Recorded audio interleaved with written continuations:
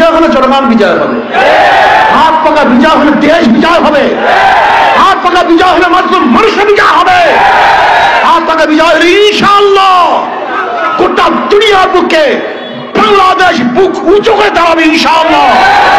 হাত পাকা বিজয় হলে ভারতের সামনে মাথা নত করবে না, ওদের কাছে মাথা নত করবে না, কোরআনে চুক্তি করবে না, এমন হুঙ্কার দিবে ওরা ভয় পেতে বাধ্য হবে ইনশাআল্লাহ। আসুন আজকে থেকে নিয়াত করি, ইসলামী আন্দোলন বাংলাদেশের শুরুতুল ইসলাম, মার্কাল ইসলাম, কাজী ইসলাম মানে শান্তি।